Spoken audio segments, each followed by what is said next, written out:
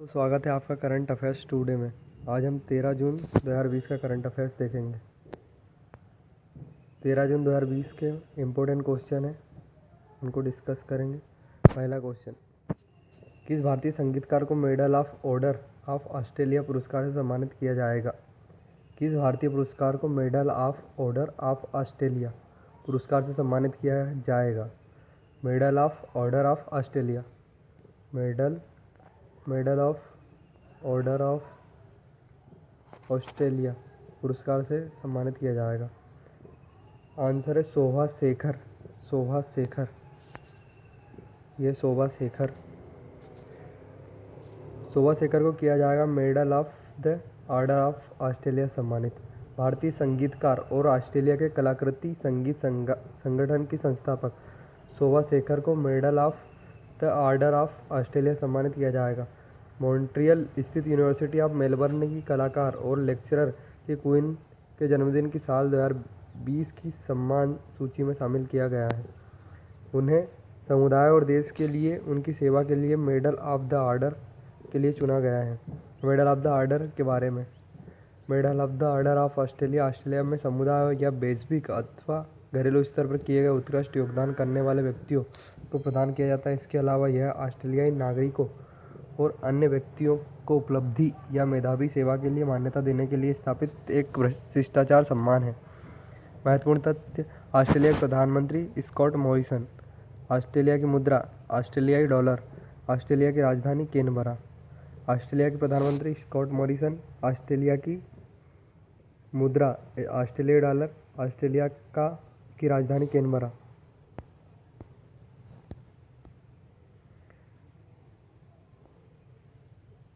अगला question, world day against child lover,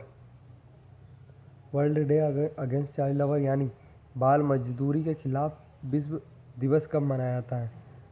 बाल मजदूरी के खिलाफ विश्व दिवस कब मनाया जाता है? 11 जून, 12 जून, 13 जून, 14 जून।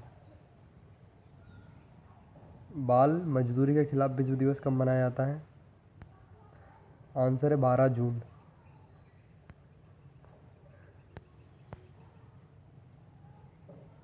वर्ल्ड डे अगेंस्ट चाइल्ड लवर 12 जून। वर्ल्ड डे अगेंस्ट चाइल्ड लवर यानी बाल मजदूरी के खिलाफ विश्व दिवस 12 जून को विश्व स्तर पर मनाया जाता है। अंतर्राष्ट्रीय श्रम संगठन ILO, इंटरनेशनल लेबर ऑर्गेनाइजेशन के अनुसार विश्व स्तर पर लगभग 152 मिलियन बच्चे हैं जो बाल मजदूरी में लगे हुए हैं, जिनमें से 72 मिलियन खतरनाक गतिविधियों में लगे हुए हैं। इस वर्ष world day against child labour को एक वर्चुअल अभियान के रूप में आयोजित किया जाएगा, जिसे दुनिया भर में बाल मजदूरी के खिलाफ मार्च निकालकर international partnership for cooperation on child labour in agriculture के साथ संयुक्त रूप से आयोजित किया जाएगा। पूरे विश्व भर में 152 मिलियन बच्चे हैं, जिसमें से बाल मजदूरी में 72 मिलियन खतरनाक गतिविधियों में लगे हैं।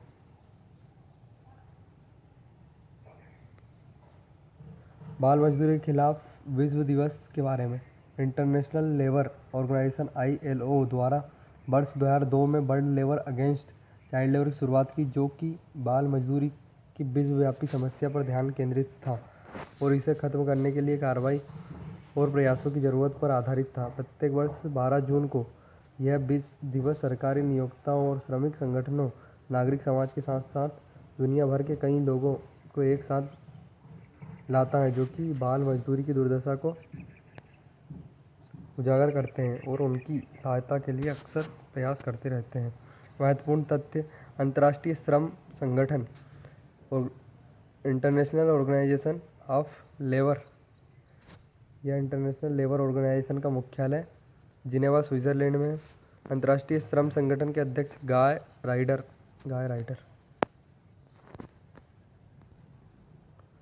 अंतर्राष्ट्रीय श्रम संगठन की स्थापना 1919। अंतर्राष्ट्रीय श्रम संगठन के अध्यक्ष गाय राइडर और अंतर्राष्ट्रीय श्रम संगठन का मुख्यालय जिनेवा, स्विट्जरलैंड में। अगला क्वेश्चन, जगन्नाथ चेदोडू योजना किस राज्य सरकार ने शुरू की? जगन्नाथ चेदोड़ू योजना किस राज्य सरकार ने शुरू की?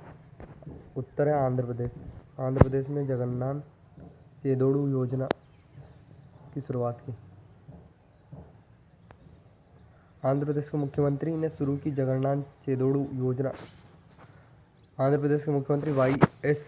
जगन मोहन रेड्डी ने कोविड-19 महामारी के कारण अपनी आजीविका जुटाने में असमर्थ टेलर्स, नाई और वाशरमैन को वित्तीय सहायता प्रदान करने के लिए जगन्नाथ चेदोड़ू योजना की शुरुआत की।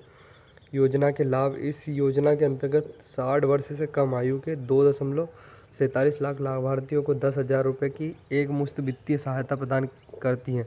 इसमें 82,347 राजकोष धोबी, 38,767 नाई ब्राह्मण और 1.25 लाख दर्जियों को वित्तीय सहायता प्रदान की जाएगी।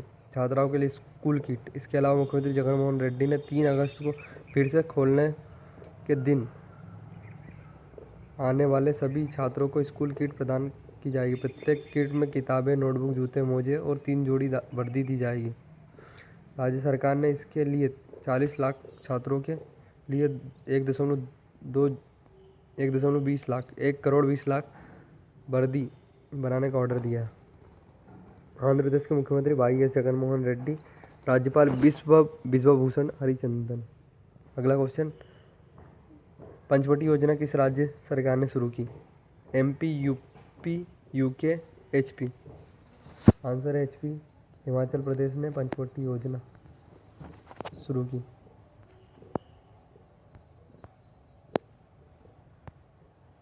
हिमाचल प्रदेश में हुआ पंचवटी योजना का शुभारंभ। हिमाचल प्रदेश के मुख्यमंत्री जयराम ठाकुर ने राज्य के ग्रामीण क्षेत्रों के रहने वाले के वरिष्ठ नागरिकों के लिए पंचवटी योजना का शुभारंभ किया। पंचवटी योजना के अंतर्गत हिमाचल प्रदेश सरकार राज्य के प्रत्येक विकासखंड में सभी आवश्यक सुविधाओं से लैस पार्क और उद्यान स्थापित करेगी। राज्य सरकार चालू वित्त वर्ष में राज्य में से 100 पार्क खोलने पर विचार कर रही है। पंचवटी योजना बुजुर्ग लोगों को इन पार्कों और उद्यानों में टहलते हुए अपने खाली समय बिताने का अवसर प्रदान कराना चाहती है। इसका उद्देश्य उनकी स्वास्थ्य आवश्यकताओं को ध्यान में रखते हुए वरिष्ठ नागरिकों की जीवन प्रत्याशा में सुधार करना है। इसे ग्रामीण विकास की मनरेगा योजना के तहत क्रियान्वित किया जाएगा। महत्वपूर्ण तथ्य: मुख्यमंत्री हैं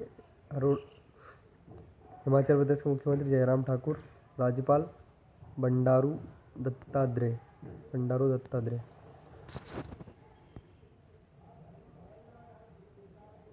ये पंचवटी योजना का उद्घाटन करते हैं। OECD।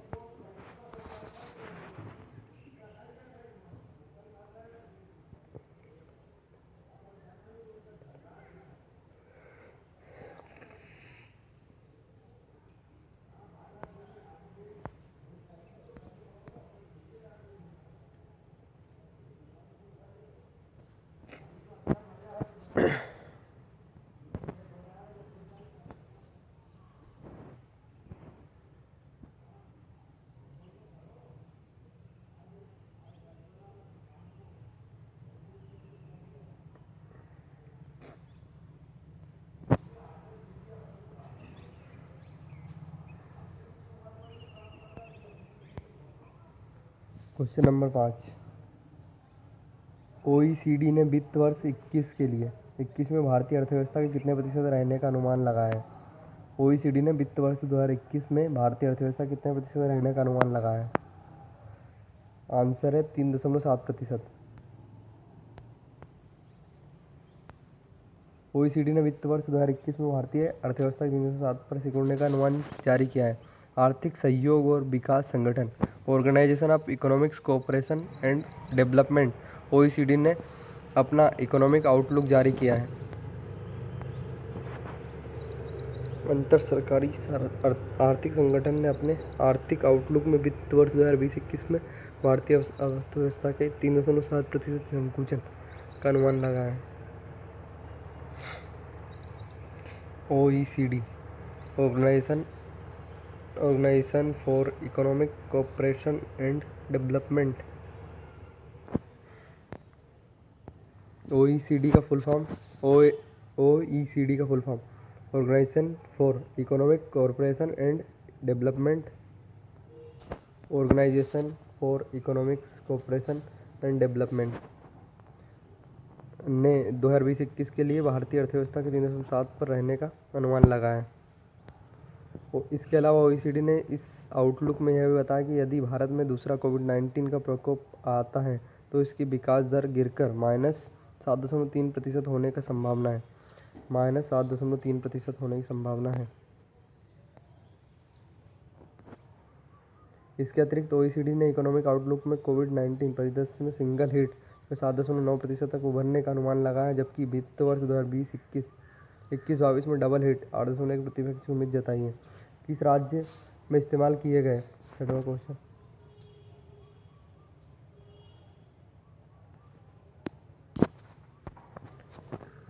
किस राज्य में इस्तेमाल किए गए मास्क का डिस्पोज करने के लिए लॉन्च किया बीन 90? किस राज्य ने इस्तेमाल किए मास्क को डिस्पोज करने के लिए बीन 90 लॉन्च किया? उत्तर प्रदेश, तमिलनाडु, आंध्र प्रदेश, केरला। आंसर है केरला।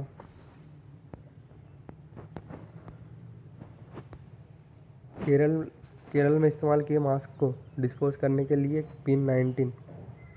केरल के कोचीन में स्थित एक startup BST mobility solutions Kerala के कोचीन में स्थित एक स्टार्टअप बीएसटी मोबिलिटी सॉल्यूशंस द्वारा इस्तेमाल किए गए मास्क को डिस्पोज करने के लिए बीन 90 और यूवी स्पोर्ट नामक डिवाइस लॉन्च किया है।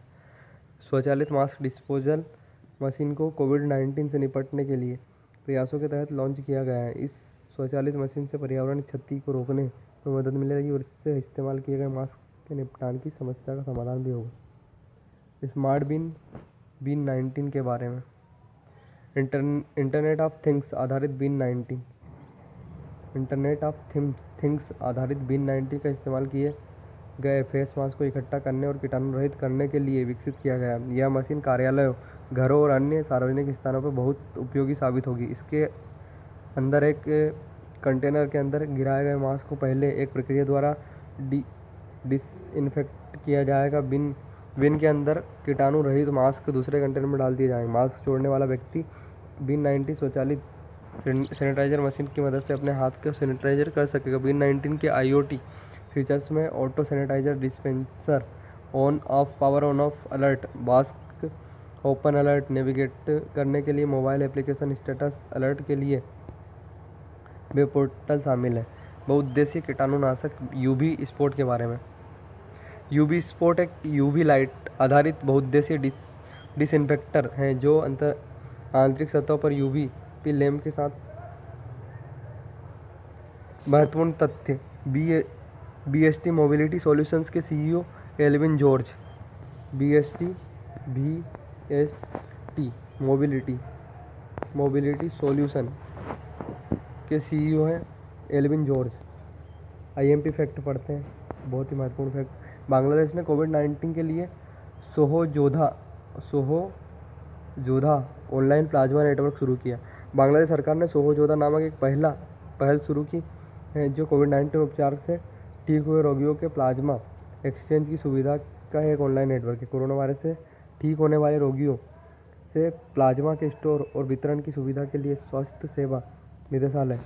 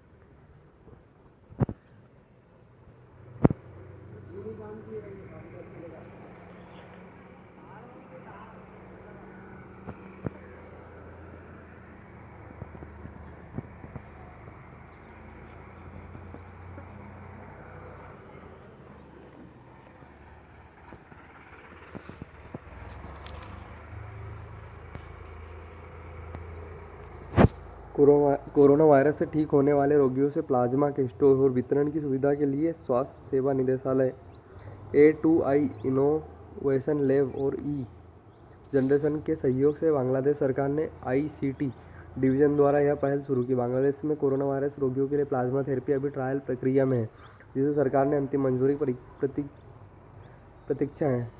बांग्लादेश की प्रधानमंत्री शेख हसीना और राजधानी ढाका मुद्रा टका।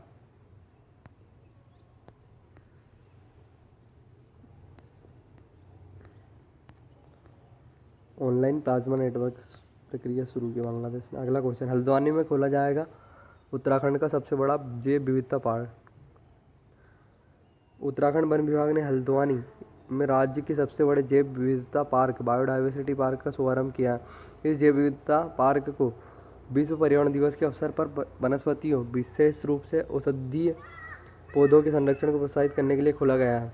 उत्तराखंड वन अनुसंधान विंग जैव विविधता पार्क 18 एकड़ में फैला हुआ है। इसमें लगभग 5,500 प्रजातियों के साथ 40 उत्तराखंड वन अनुसंधान 40 विषयगत खंड है। इस पार्क को खोलने का उद्देश्य मानव जीवन में प्रत्येक पौधे के महत्व को प्रदर्शित करता है। जैव विविधता पार्क में पौधों की प्रजातियों को आध्यात्मिक और धार्मिक, वैज्ञानिक, मानव स्वास्थ्य एवं सौंदर्य मूल्य वर्गों में विभाजित किया गया है। यूक्रेनी मुक्केबाज ओलेक्सेंद्र ग्वोएडिक ने संन्यास का किया ऐलान। ओलेक्सेंद्र ग्वोएडिक यूक्रेन के पूर्व world light heavyweight boxing champion Oleksandr Gvozdyk ने संन्यास की घोषणा की। उनके रिटायरमेंट की घोषणा उनके प्रबंधक एलिस क्लीमस ने की। यूक्रेनियन मुक्केबाज ने दिसंबर 2018 में एडोनिस स्टीवंस को हराकर WBC का खिताब जीता था, जिन्होंने पिछले 5 वर्षों में बेल्ट पर कब्जा जमाया हुआ था। ओलेक्सेंडर ग्वोएडिक ने साल 2012 ओलंपिक में लाइट हेवीवेट वर्ग में यूक्रेन का प्रतिनिधित्व किया और कांस्य पदक जीतकर अपने देश को गौरवान्वित किया। ये ओलेक्सेंडर ग्वोएडिक निधन। यूरोपीय कप विजेता टोनी ड्यून का निधन। मैनचेस्टर यूनाइटेड के यूरोपीय कप विजेता डिफेंडर टोनी ड्यून का निधन। उन्होंने वर्ष 1960 में आयरिश क्लब सेलबोर्न को छोड़कर मैनचेस्टर यूनाइटेड क्लब ज्वाइन किया था। उन्होंने मैनचेस्टर यूनाइटेड क्लब के लिए 535 मैच खेले और 1968 में क्लब यूरोपीय कप जीत में अहम भूमिका निभाई। टोनी ड्यून के क्लब के साथ अपने 13 साल के करियर के दौरान 2 लीग खिताब और एक FA कप जीता। उनका फुटबॉल करियर 1979 में अमेरिकी क्लब डेट्रॉइट एक्सप्रेस के साथ खत्म हुआ था। यह है टोनी ड्यून। योजना आयोग के पूर्व सदस्य ए वेदनाथन का निधन। योजना आयोग के पूर्व सदस्य ए वेदनाथन का निधन। वह साल 1962 से 1972 10 साल तक योजना आयोग के अप्रत्यक्ष योजना प्रभाग के सदस्य रहे थे। इसके अलावा वह Madras institute of development studies और सेंटर फॉर डेवलपमेंट स्टडीज़ के प्रोफेसर भी रह चुके हैं। वेदनाथन ने साल 2004 में सहकारी क्रेडिट संस्थानों के पुनरुत्थान के लिए सरकार द्वारा गठित टास्क फोर्स की अध्यक्षता की थी। कृषि आय के कराधान पर KN राजन समिति के सदस्य भी थे। 1969 वह भारत की सांख्यिकी प्रणाली और राष्ट्रीय नमूना सर्वेक्षण को विकसित करने में भी सक्रिय रूप से शामिल थे। डॉक्टर वेदनाथन उस दौरान भारतीय रिजर्व बैंक के केंद्रीय बोर्ड के सदस्य थे, जब वो नवंबर 2008 में मुंबई के ताजमहल पर होटल पर आतंकवादी हमले में बचे लोगों में शामिल थे। अगर वीडियो पसंद आया तो प्लीज़ लाइक, कमेंट, शेयर और सब्सक्राइब करें हमारे चैनल को। Thank you for watching.